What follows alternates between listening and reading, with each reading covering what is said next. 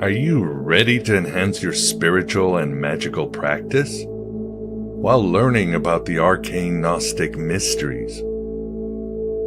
Join the redeemed Archon Sabaoth on his fool's journey with the Gnostic Tarot. Learn about the journey of the Gnostic Jesus.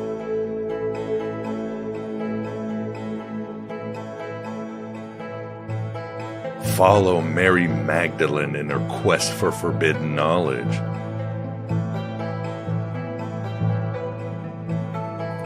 Experience the celestial majesty of Bar Below, the Supreme Mother. Commune with the invisible spirit or the one of the Gnostics.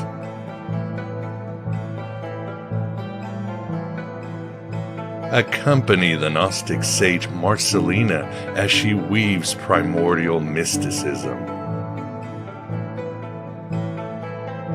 Engage with Marcus the Magician and his coven of Gnostic witches.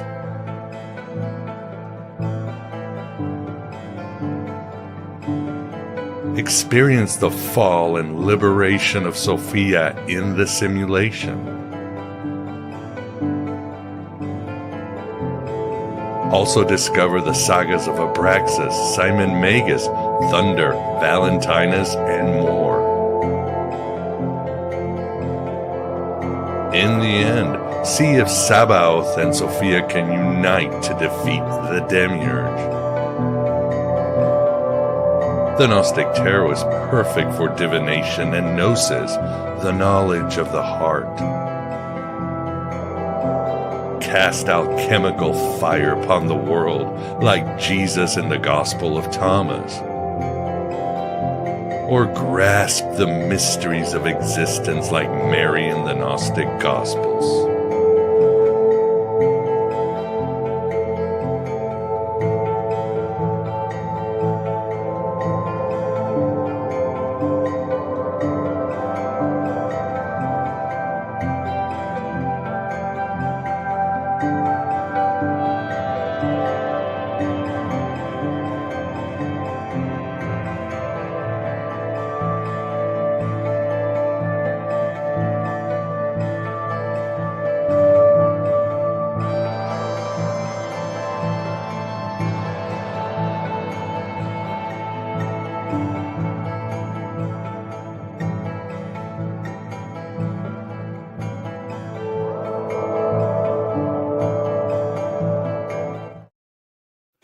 Get thee thy Gnostic Tarot, yes, and go on that fool's journey you've always wanted to go into.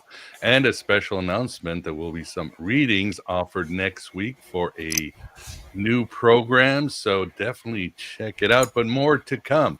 Welcome everybody to Aeon Byte. So good to see you, and thank you very much for being here.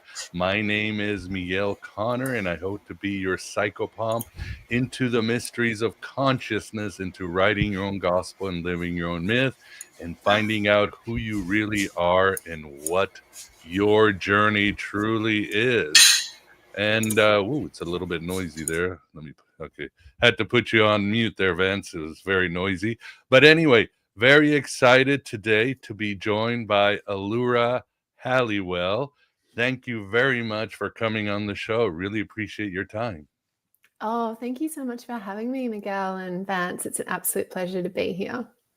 Pleasure is all ours. And yes, it is a Sunday. It's a rare Sunday show. Hopefully that will help people with their Monday scaries. But you are already, it's Monday for you, right? So I was wondering, so since you're in the future, no apocalypses or anything, right? No, the you planet guys Earth are is good. still okay. Yeah, you can step calmly into Monday because it's all happening over here in Australia and unfolding beautifully. Okay, good. I might ask you for the lottery numbers for here so you can send them check. back. I know, yeah. Bad jokes. No, I'll check and I'll send them over. Well, great. Thanks for being here. And with us, too, we got the Moondog Vance. Vance, how are you doing? Oh, I'm fine. I'm in technological marble heaven over here. Sorry for the noise before. My mute button is moved now to to a new place. So I have to remember to mute myself in that place. Awesome. So looking forward to today's show. Yeah, exactly. And I hope you don't mind, Allura, but we're starting a new feature. We've done it before, but it's more permanent. We will be accepting phone calls, screen phone calls at the latter part of the show. It's a Sunday, so we'll see. So we'll do that. And as always, for people in the chat, good to see you. I hope you guys are doing well. Good to see you, Ava and Astrox and Melissa. And if you have any questions that you'd rather ask in the super chat, please super chat them so we can separate them. So that's it. And as always, please support AM Byte in any way you can. Don't forget the Virtual Alexandria Academy is now permanently $99. So you get more than 30 hours of some of the greatest Gnostic education, modern and ancient too. And that's really about it. So let's get started with you, Allura. Your journey. Tell us about your journey into what people might call it awakening or becoming more conscious. Tell us how you became you. It was an out-of-body experience, or tell the audience about this.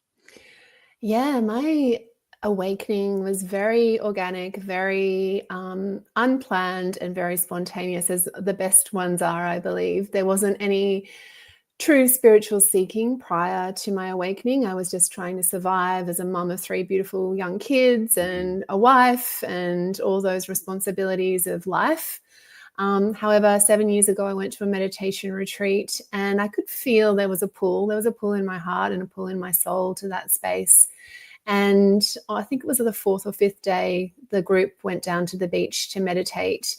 And I stepped onto the sand and I felt, wow, something's feeling very different in this moment.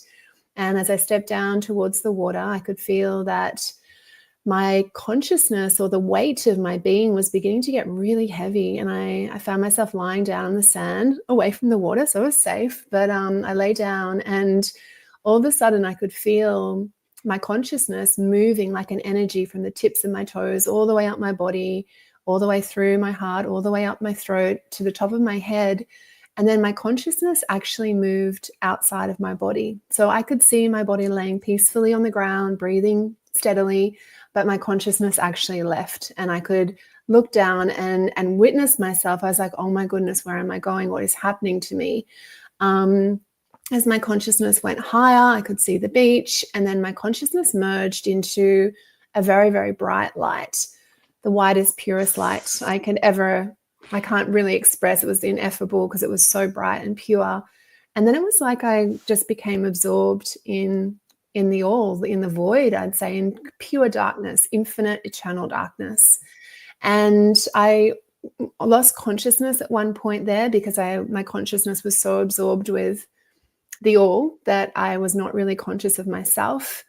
And I was out for about an hour and a half. Eventually, I came into the frequency of unconditional love, and my consciousness split from the all and came back, slowly back out of that space and back down to my body. And I found my body on that beach. And when I opened my eyes, I no longer saw reality fixed. I could see reality as energy. So everything was shimmering.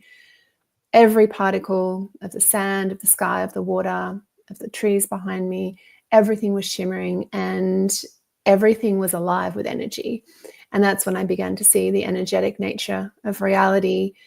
And then I had a huge energetic transmission coming through my body that I later understood as like a Kundalini awakening, where my body was consistently being shaken to realign my energetics to be able to hold the knowledge that I was able to bring through. And then from there, I looked in the mirror and my presence as my past self had dissolved. So I really wasn't sure who I was. It was like being born again into a body. And I felt like all the infinite divine nature of me was trying to be squashed into like this small ant's body. And it was quite painful because it was like, oh my God, I'm here. What do I do now? And I don't know why I'm here. And this is a really tough place to be. So that was the beginning of the journey into this part of my life. Yeah.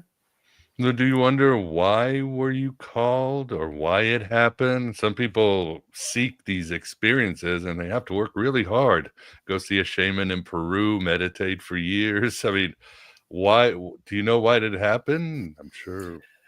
Yeah, well, since then, it's been relentless. There hasn't been anything else to do but to be in service to this divine kind of consciousness or knowing that came through from this experience.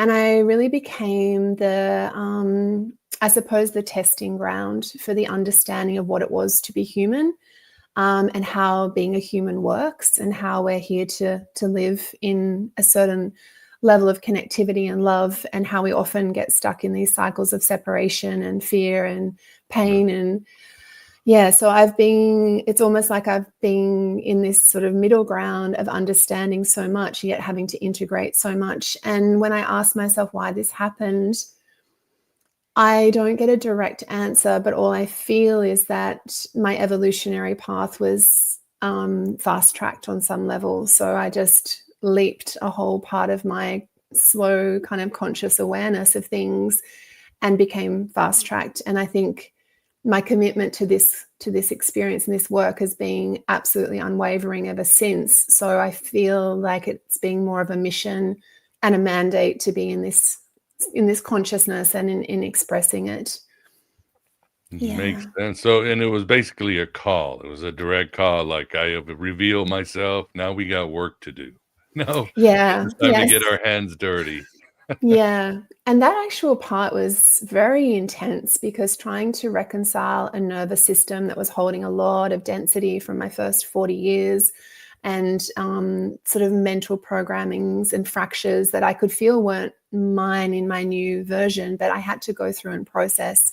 There was a lot of emotional density in my body. So there was a lot of purging and releasing of those emotions, and a lot of realigning reality, because I looked around and I was like, wow, a lot of this stuff that I've lined up around myself isn't actually aligned to my sovereignty and my truth. So there was a lot of collapsing of experiences that were just, perceived as normal for me in the past. Exactly. I don't think people realize how brutal spiritual awakening is, because it's not like the divine's going to heal your trauma and your shadow and all that. It's you have to do it, right? You have to go deep down inside still in your human form and figure your S up. I don't want to say the word. Yeah, exactly. And that was part of my motivation as well, because I was like, wow, if we're in this human experience and it's really complex on some levels and it's very painful on some levels, what exactly are we doing? And that's where I began to really look at this fracture point from moving from this source consciousness or this connection to the all into a human experience, and what actually happens when we kind of fracture out into an individual being. And what is the ramification of that core fracture? Because we all know we're divine beings. We all know we're innately loved. We all know we're innately worthy. We all know that we have this divine knowing and connection to source, God, the universe, whatever you want to refer to that as a word, but the essence of that's there. But then how do we actually reconcile the split from that to have a human experience? And I found these core fractures were coming up within me because I felt separate in some way from the divine, yet also deeply connected. And I was like, how do I reconcile that in between space of having a human experience while also knowing myself as a divine being? And when I looked around, I saw so many others struggling with that interface part.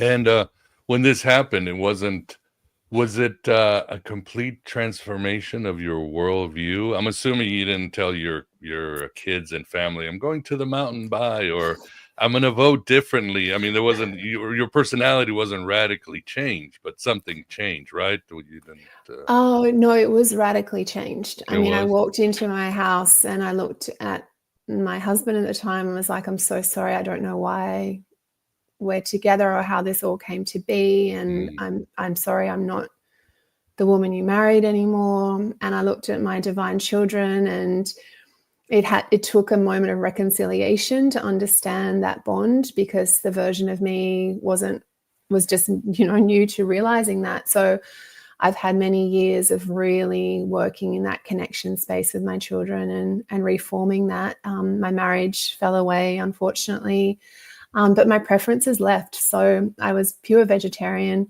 when I left, and when I came back that morning from the meditation, I sat down to eat and I didn't know what to eat. And I pulled some food off the buffet and sat down, and my friends looked at me and went, "Why are you eating that?" And I said, "Oh, I don't know. What am I supposed to eat?" They said, "Well, you've never eaten meat, since you were a child." I was like, "Oh, okay. So that's not my preference." And I didn't have my preferences in my identity set there anymore. So it was a complete reorientation of my being. It wasn't just I've arrived and I've had an experience. It was like, I don't really know what I'm supposed to do here, but I'm going to have to figure it out. Indeed, they always say the great mystic traditions, know thyself. You had to start over, basically. It wasn't like you had to start from the beginning. Basically, who am I? And do you realize that most of what you were was an illusion or a programming? What did you realize about Allura's previous life? Yeah, I realized that I built a lot of it out of a survival pattern, out of just a predictable way to try to create what I thought was safety around me, creating the relationship I thought, and following a path of being a mother and having children and denying my own needs to just, show up for everybody else on all levels, and not pursuing my own, spiritual path or connectivity because it was about everyone else. So I really had to begin to look at, I suppose, the ramifications of the way I'd been and the life I've created, and really begin to merge the two, because I knew I wanted to be a mom and have my children, and I knew I wanted to find a way to be here, because for a while there it was really difficult to be here.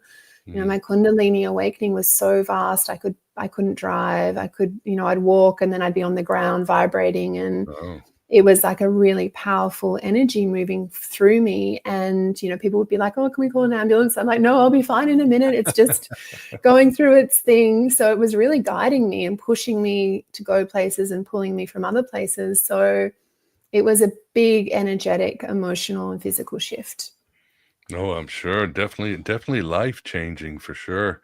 And so in your work, the consciousness method, I like a lot of the terms because I've dealt with them and the concepts too. So I definitely relate to what you're doing, but you talk about illusion, which so many traditions, but to you, what is an illusion and why are we trapped in this illusion? Yeah, an illusion is just a perceptual imprint that we place on reality to allow it to conform to some internal program we're running. So we're going to look at something, we're going to say, well, let's make that this way. So then we can either continue an emotional addiction to something being a certain way, so we can respond to it a certain way, or we can continue to believe we're threatened or in a state of unsafety because we believe something is not safe because we've put that illusion on top of it. Or we can live in a disconnect between the truth of reality and our own internal knowing, because we're consistently looking at something outside of us it's actually not the truth of what it is, but we're trying to make it the truth. We're trying to pull it into line. So maybe you're in a relationship that's actually not good for you, but you're holding a perceptual illusion that you have to be in relationship to be safe. And then you're trying to pull reality into line with that, but it's actually creating a fracture within you, or vice versa. You're seeing something as inherently unsafe for you, but it's actually something that's evolving you and supporting you. But your fear program is creating the illusion of wanting that to be not the case. So these deep, programs that just become the construct of our reality, and unless they're challenged, we continue to live a degree separate from the truth of our experience. And that's where I find a lot of instability in our reality, because we're always like, oh, we have to feel a sense of threat all around us. And how do these programs come about? Are these something from childhood, trauma, or how do these programs set themselves on us? Well, I found that core fracture from source into our human experience was the inception point of the fracture of firstly feeling like we're unloved on some level, or we're not worthy on some level, or we're not knowing on some level. So for me, I saw 3 core patterns of humanity, of feeling deeply unloved, unworthy, or unknown. And these 3 core fractures I find were like the beginning of the fractal patterns that cause us to perceive and want to pull in the physical evidence that these patterns are true for us. So our interpretation of events through our childhood, our teenage years, is that if we are inherently unloved on our core program internally, we're going to witness things that happen to us as not being loving to us. And then we're going to accumulate that evidence in our minds, which is, it's very, if you look at it from a different angle, it's very unclear whether that's the truth or that's just your perceptual awareness of what you want to see. So we gather this evidence, and then we form these ongoing patterns that then create a fear, pain mechanism that just loops, and then we just keep experiencing them over and over and over again. So these 3 core wounds I find are really like, I suppose, a baseline for the way humanity deals with the physical experience. And we want to really try to make the physical experience safe for us. And we want to try and manage it and deal with it in such a way.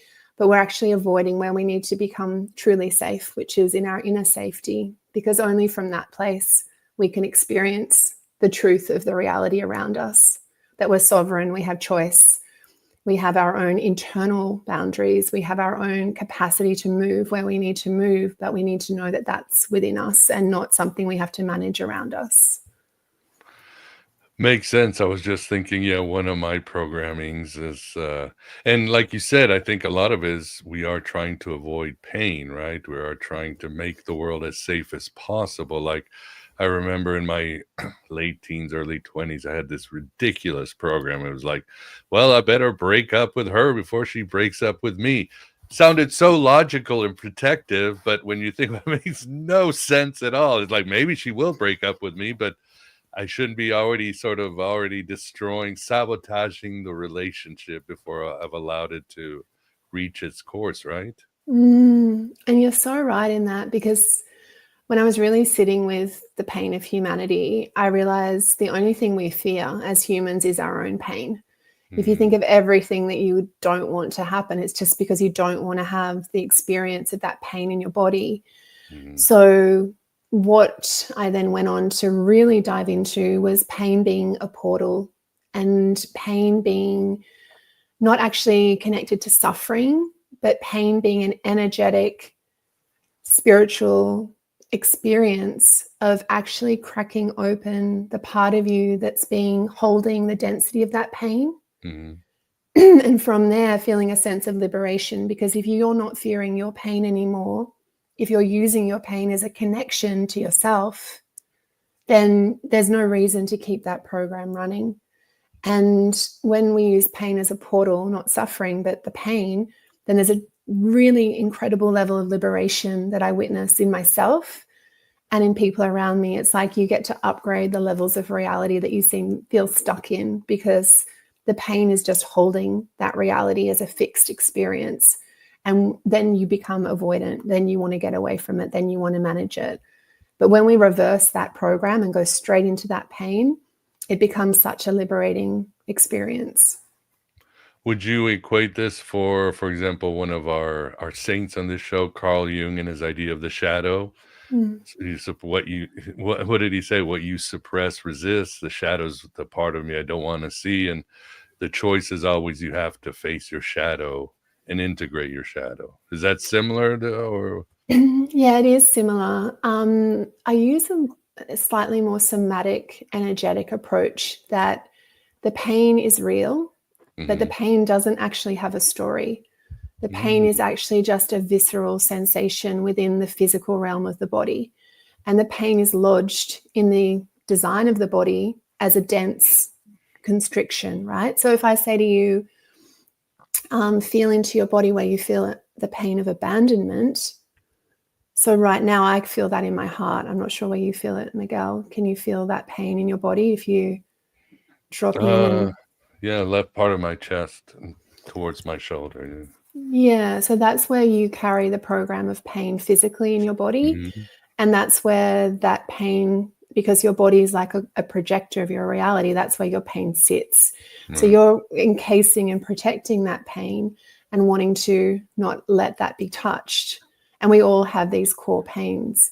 So instead of being about the ideas or concepts around that, we can go in and energetically connect into that pain and actually unravel the pain consciously. So applying our full spectrum consciousness to that pain. And we ask that pain, what is it that you fear? And Mhm. the pain is speaking its language, not your mind, not your emotional body, the actual resonance held in that pain. Because what I came to discover is that the pain you have here now has a lineage, goes all the way back through to the core fractures. So the pain is actually multidimensional. Even though you feel like it started there, it's still alive here. So it's actually dealing with this pain now in the present moment to unhook it instead of having to go back through and unravel all the other parts, because here is the most powerful, potent time to feel into that pain and process it through the body. And what I found was all these places where that fracture occurred, where you had the perceptual concept of being abandoned, that's where the energy got stuck in your body and the consciousness got stuck in your body. So Mhm. you're operating now from a stuck consciousness of the pain being trapped in your body back here. So we release the consciousness here and we release the pain here. And to be honest, it feels like a form of dying, because most people don't want to go into their pain because there's so much fear that's encasing their pain. So one of the core things that I feel I'm here to encourage people to do is to find safety with their pain, to find an access point with that pain so it can be fully felt and released, and the consciousness can rise, and then you don't want to participate in the same loops or programs or illusions. No, makes sense. And what would you say is addiction? Is addiction so let's say that's just taking it even a step further, or how do you deal with addiction, whether it's alcohol, food, sex? I mean, what's Everything. addiction? Yeah, everything. Addiction is simply the protection of your pain, because Mm, the second you want to do something external to numb yourself or avoid yourself or release the tension that's building in yourself, you're avoiding the voice of the pain that's going, hey, there's something here for you to look at. So addiction is always a way to avoid that pain. makes sense. And Vince, what do you think? Do you have a question for Allura, or what say Oh you? yeah. Um, I was wondering. I hope I didn't miss this, but what is your precise definition of pain? Because I was thinking that there are multiple definitions that you could imagine for it. It's Yeah, the feeling, or it's the thoughts of scary thoughts, or what is it? I love that question. So I would say pain is a multi-dimensional expression within your body. So it has a physical density in your body. You can, when you bring up these painful topics, you'll feel something in your body, or you'll feel a sense of numbness protecting that pain. So you'll be aware that there's something there that feels numb. So you're going to need to go a little deeper. But that particular pain is going to have its own layers of stored density. So they will be thought forms and emotional patterns that you've attached to that pain. So you'll have a series of emotional experiences where you actually try to avoid that pain, whether it be suppression, numbing out, avoidance, or overactivity like anger, rage, acting out in different ways to avoid going within to actually be with that pain. And then you'll have thought forms that are the fear of like, I don't want to go there because that feels unsafe for me, because we're biologically designed to move away from pain. But when we actually flip that construct and realize that we are physically safe, because it's different when you have, say, the threat of physical pain coming towards you. Yes, you absolutely have to mobilize your nervous system and move away. However, if it's an emotional pain, that emotional pain is not going to be life-threatening to your organism, but we now perceive those emotional pains as a life-threatening experience. So we're having to reorientate and re-understand that we're actually not in a state of threat on a physical level. We're in a state of threat that our pain in our emotional body is being activated. So we want to move our attention to actually go where we least want to go, because that's where I found the greatest levels of liberation exist. I hope that answered your question, Vance. Yeah, I got a better idea. And how is it different than suffering? That's the other side of the coin. Yeah. So when you touch this pain portal, what happens is a liberation of consciousness and energy. So I find people that do this work go, oh my gosh, I actually want to find more pain, because every time I find it, I release into a new level of reality. Suffering is the commitment to the addiction of running the thought forms, the emotional experiences, and the behaviors that keep you locked into a commitment to that version of the pain. So it's the physical things that you do to keep affirming that I'm in pain. So this is what I do. This is how I feel emotionally. This is the behaviors I do. This is how I think. And that's the suffering. But when you have the visceral felt experience of that pain, knowing what you're doing, knowing that you're going through a multi-dimensional portal that reconnects you, that goes back through what you've fractured from and reorientates you to yourself, it's like, oh my gosh, there's actually a path here. And then the suffering automatically disappears. People don't need to suffer in that dimension of reality anymore. Okay, great. So like the suffering is kind of being trapped by the pain rather than facing it and addressing it and learning from it, eventually dissolving the need for it. Yeah. Yeah. Well, Yes. thanks. Yeah, thank you. And also, I was also wondering, how does your approach differ from other ones that you've encountered? Oh, that's a great question. So I think there's a lot of somatic work around pain, which is very powerful work to do. I think understanding the pain as a portal of a multidimensional experience is a little bit different, in that you can process pain now that happened in a linear time a long time ago, right? Because your body still has access to that pain here and now. Mm-hmm. So you don't necessarily need to go back and relive the trauma, because the pain is actually still stuck in your body from that trauma. So you can actually have the sensation, make the sensation around that pain safe, so you don't have to necessarily bring up past traumas. You know, it's good to have some context, but you don't need to go and relive or re-traumatize yourself, like a psychological kind of aspect of like, let's go back in and relive all this. We can do it from here and now, because the pain becomes quite universal. And in the end of my journey, I began to feel more universal pain than my own individual pain, because all humans are carrying pain.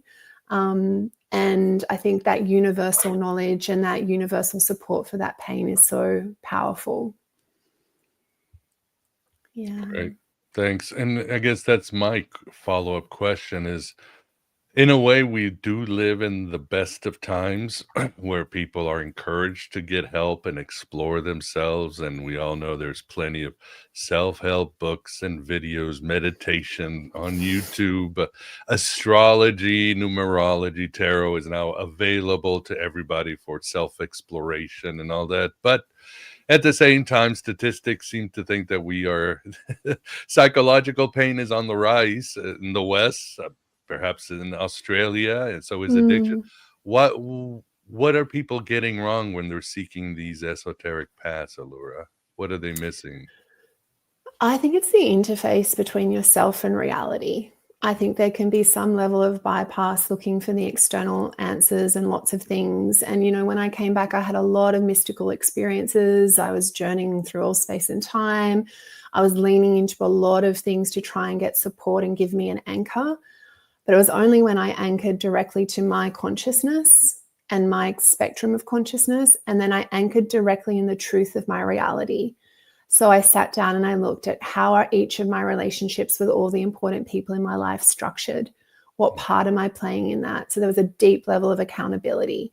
And I work with a lot of people that come to me and they have these terms for people in their lives, like, oh, my mother's a narcissist, or my ex-husband's this, or whatever. Mm-hmm. And I'm like, let's actually sit with your part in the relationship, and let's sit with the wounding that both of you are holding and the wound bond between you. And let's actually dive into the truth of how we can realign this relationship by within yourself and within meeting that person in a different way. And when we would dissolve those programs, I often find people see another version of that human, because we're all multidimensional, right? And we can see different versions of humans that apply, that come from our own programming. So when you work with your programming, you're going to get another version of that human in your life. And from there, you can evolve through. And what I really see is this direct relationship with reality and evolution. Personal evolution means that we cannot bypass. We have to hold ourselves to the truth of what is happening in front of us. So you can't be a spiritual being and then have ongoing addictions that actually take you into places that don't serve you, or being a spiritual being and then keeping in relationships where you're avoidant of important people, or it's having this very strong code of personal accountability that means you have to self-process internally to bring you into a state of completion with your reality, as opposed to being in an illusion that, if I just reach for a spiritual practice, I'm going to be spiritual, but I'm actually not going to deal with what's in front of me in reality. And I physically, emotionally, and mentally saw how hard this is. It's not easy work to reconcile the truth, internal and external, by like a divine code of, sovereignty for self, honoring self in the deepest ways, creating unconditionally loving experiences, being really aligned to your highest expression, which means that you're going to have a code of conduct that holds you, in a really firm way, and you're going to work to make that your life, as opposed to just going, it's too hard and I'm going to avoid that and it's someone else's problem. No, makes sense. Well, we can open the phone lines if you want, Vance. Again, it's our first time, so be patient with us, Allura. And again, it's a Sunday, so I don't know if people want to get on the phone while they're spending time with family or anything like that. But I think it's worth it. And when you work with clients, how do you work with them? Does it have to be physical, online, or tell us a little about the process of consciousness method? Yeah, it's online, and it's a method for you to take for yourself and to actually integrate and use for your life. So I'm about sovereignty. So I'm not about being the guide. I'm actually the mirror or the reflector for you to take the opportunity to evolve yourself. So I'll show you the parts where you're unconscious and where you can't see things, which is the human design, right? We can't see what's innately connected to our identity. So I will show you that, but then you will be given the codes and the keys to unlock for yourself how you are the most conscious version of you. So there's 12 processes that we work through in the consciousness method, and each of those processes bring you into a higher state of consciousness and a higher state of connectivity. And they demand of you a lot of inner processing and a lot of inner awareness. And I provide a huge amount of support for that, because I know what it's like to go through those places and to be alone in that, right? So to know that someone can go, yeah, you're going the right path, even though this feels like you're dying, because I'm getting you to do something you would never do, because you're breaking the illusion and the pattern and the program, and you're going through the depths of your pain to unleash the fear that's there. You're safe to do that. Reality is safe and going to hold you in that. So I have a podcast myself called the Consciousness Method Podcast, and it's speaking to a lot of the beautiful humans that do this work, that reorientate their life because they realize how they can have a direct consciousness and connection to processing themselves. And every time they process, they shift the internal template and they project a new level of reality, and they just continue to create a reality that feels beautiful and harmonious and loving for them. Makes sense. And yeah, people always talk about ego death. That's a shadow work, like shadow work and synchronicities, but ego death. What is ego death to you, or what's the big change? It sounds scary, but it's really not. No, well, it's actually, once you go, the moment of going through it is a little bit terrifying, because you're like, oh my gosh, I feel like I'm letting go of a part of myself that has protected me. But when you get the hang of it, you're like, oh, that part of me was just strangling me and suffocating me. And I actually feel so much better on the other side. And for me, it's not so much an ego death. It's just releasing layers of separation and protection that keep you from being in full spectrum consciousness. So as you gently move through these layers, you're just opening more of yourself and more of your connection to everything. And then that feels just more life, more life comes in. And more energy and more creation, because we are ultimately creating the holographic experience of our reality, and the template we run inside is the main predictor of that. So the more you work in here and the more you connect in here, the more you have a beautiful connection to being the sovereign creator of your life.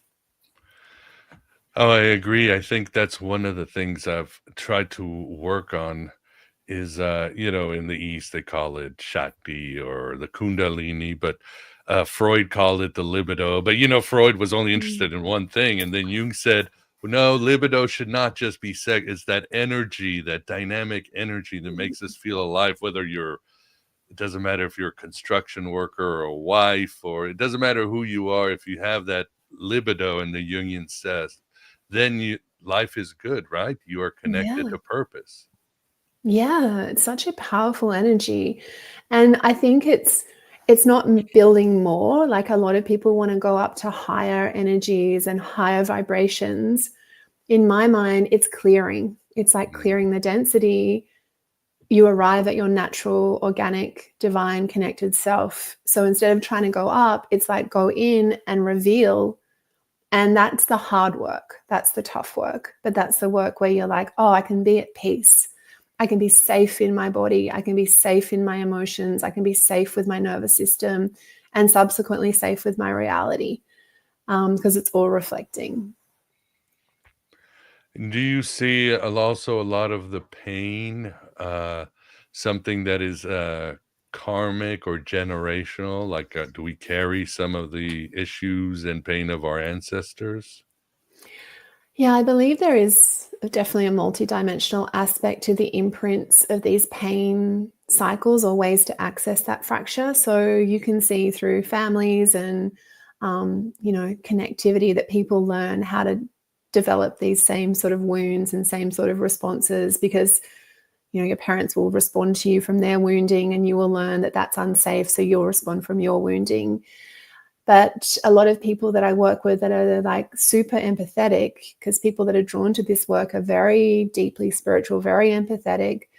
And they're like, I'm always taking on everyone else's pain. And I just want to flip that and reverse that and say, listen, it's your pain. It's always your pain. And the separation of saying it's someone else's pain is just helping you to avoid to actually go and make it clear for yourself. So instead of working as an empath, I'm like, you're actually one of the sensitive beings that has greater access to pain, which means you have greater access to liberation, which means you have greater access to your potential and your consciousness. So anything that's generational, you can actually transmute within your own being. You don't have to make it about something external. No, that makes perfect sense indeed. And Vance, any questions on your end? You'll unmute yourself. Oh, you're on mute, Vance. I did. Who muted me? I didn't mute me. Yeah, because I could hear the whistling in the back, or I was afraid the phone would ring when you would. Oh, all right. Yeah. Does it ring externally, or does it just ring in your ears? It rings in my ears, but nobody's called yet.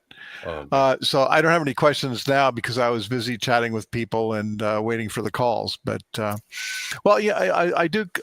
I should say this. I know that a lot of pain is associated with failure. Is something that say like, especially in relationships. When you're young, you want to find the right mate or whatever else like that, and then you have the fear of not finding the right person or whatever, and then you experience that pain, the sadness of pain, and so forth. What can you tell our young listeners and viewers about that type of pain? Yeah, that's a really big one. And I'd say that's a mix of the unloved and unworthy wound.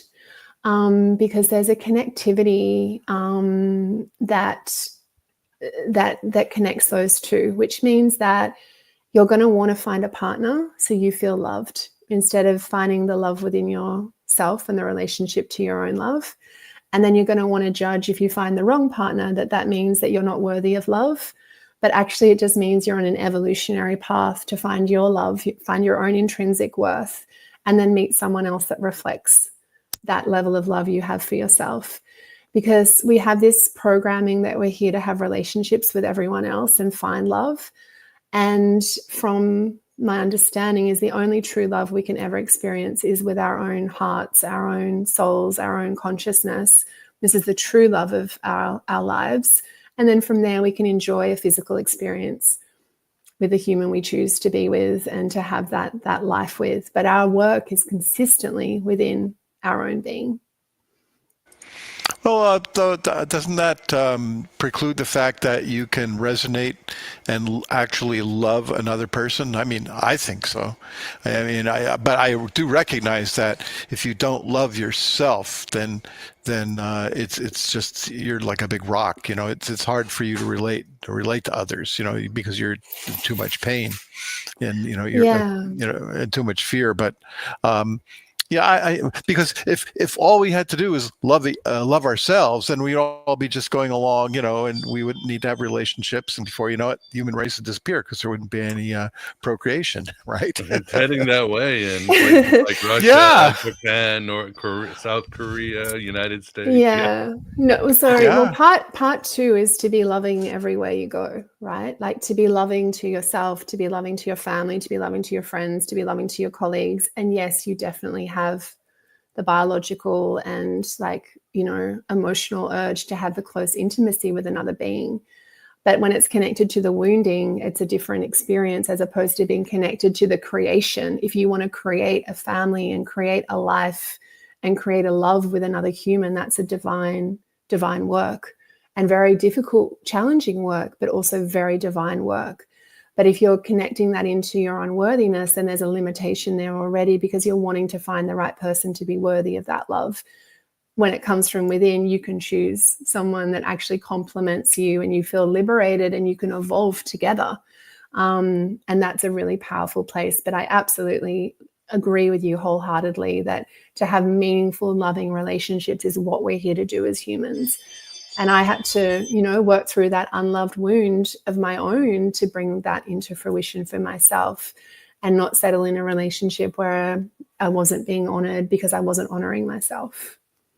Yeah, that's a very common confusion for people. It's a fine line. You're walking a tightrope. Yeah, it's complex, and to structure that programming as well internally is a big journey. Yeah, very good. I'm sure. And in your experience, what do you see a difference between men and women creating different illusions, or is it the same dynamic, or are there differences of how we dilute ourselves in the matrix, for lack of better words? Yeah, that's such a fascinating question. And I don't think, when I've worked with men and women, I have found the core wounds operate, but they may have different ways of projecting themselves and sort of different focuses. I do find men experience the unworthy wound more dominantly than the unloved and unknown. And I find women cycle between the unloved and unknown, but also have the unworthy there. But we have all three wounds and they come forward in different aspects of our existence, and our different programming support different levels of that. But I really feel that I wouldn't be able to give you a definite definition of the two sides of the masculine and feminine.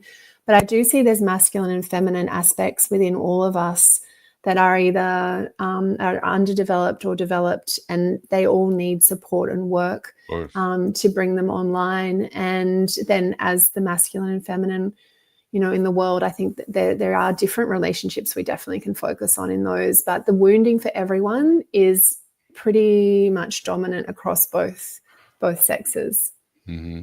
And do you work with individuals who have wounding from religious indoctrination or culture? Because that's hard. I mean, yeah, leaving a person is hard, but for some people, leaving your religion, your community, your old spirit, that's even harder. That's like death. Have you worked with people with that? Yeah, because that's their whole construct of reality. Their whole perception of how they stay safe is to stay in relationship to the divine in a certain constructed way. And that constructed way does not allow for sovereignty and the freedom of their own soul often. And for me, sovereignty is being one of the core parts of our human experience, releasing us from the programming that encourages coercion, domination, and control. And if there's any level of coercion, domination, and control in an external relationship, then you're not in your sovereignty and you're not free of the wounding, because the wounding causes us to attach to these external powers that cause us to then feel separate from ourselves and lean into them being the leader, on whatever level, the leader of us in our health system, the leader of us in our education system, in our government system, in our spiritual systems. And it's like, let's reclaim the sovereignty of being able to lead ourselves and not feel that we're at the mercy of those institutions, and then create our own freedom from within. Yeah, agreed. Yeah, you use the word sovereignty. I'm wondering if I'd be surprised if you weren't on some list in the Australian government or something like that, because you're talking, this is dangerous talk, girl. We don't want to hear that here.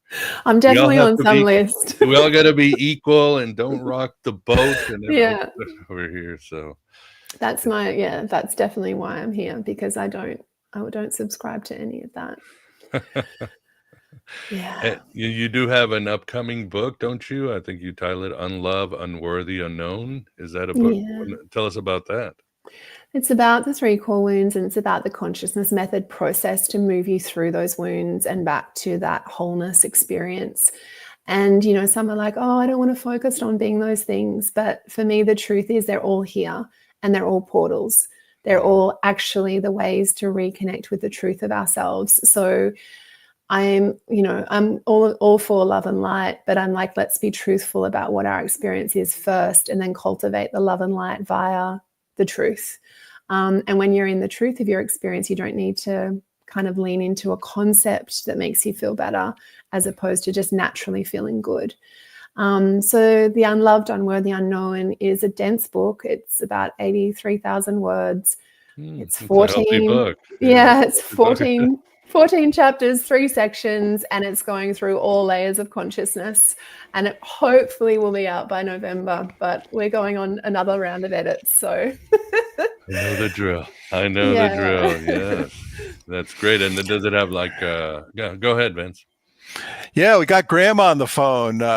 Graham, you're on the air. Our first caller. I'm glad it's him. Yeah, go ahead, Graham. Hey, thanks, Vance. Yeah, no. My question was the experience you went through on the beach, and when you came back. It sounds like there was a personality. The person that left wasn't necessarily quite the same person that came back.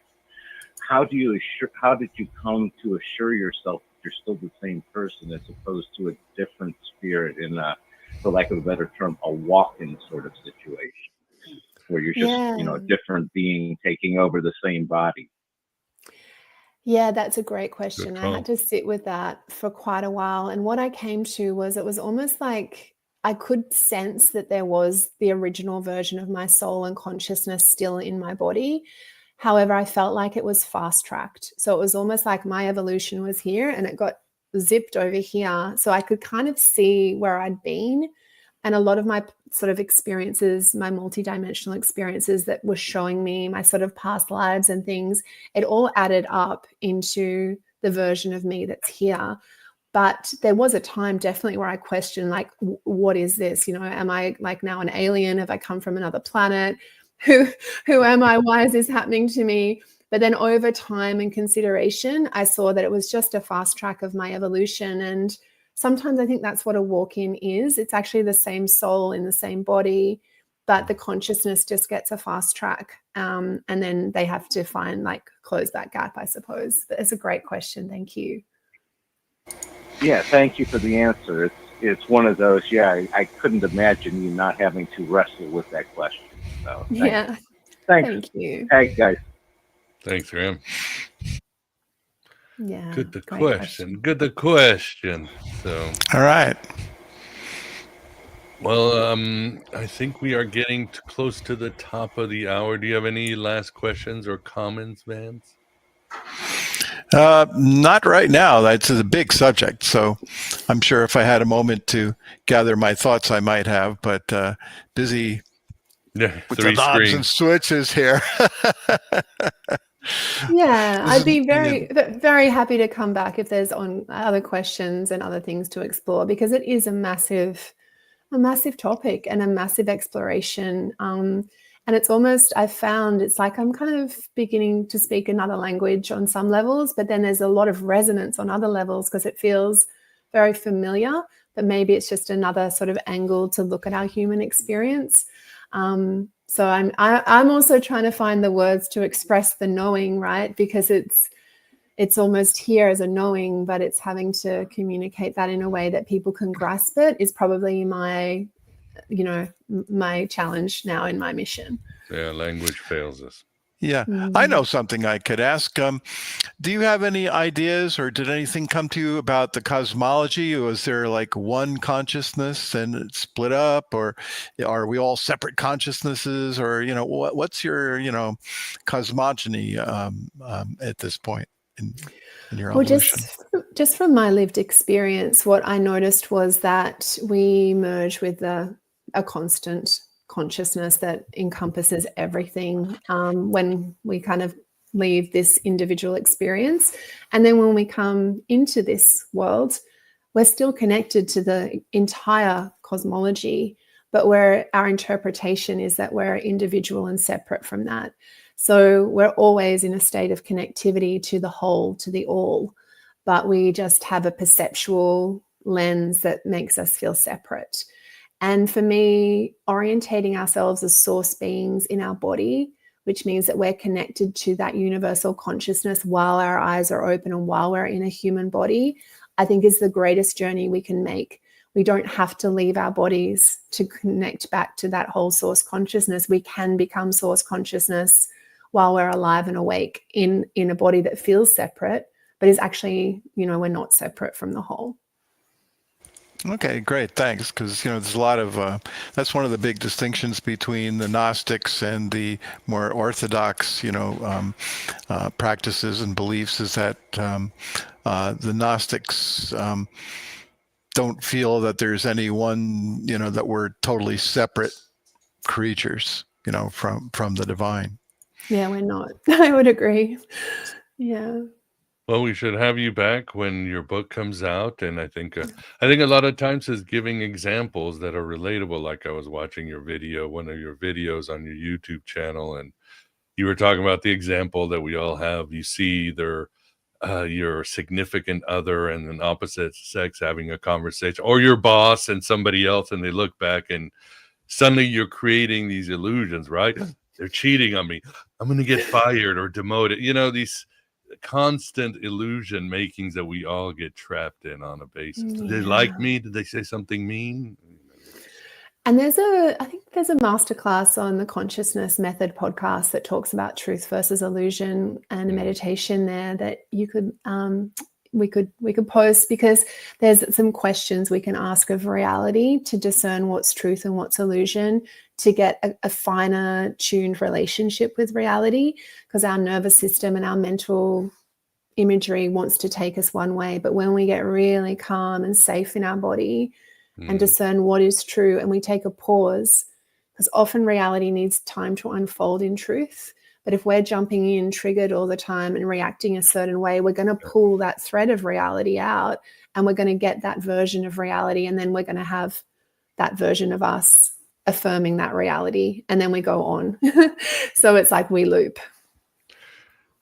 Exactly. Well, awesome. Yes, I have your website on the show notes, whether you're watching on YouTube or on one of the podcast providers. Anywhere else you want to send people, or your website is good enough?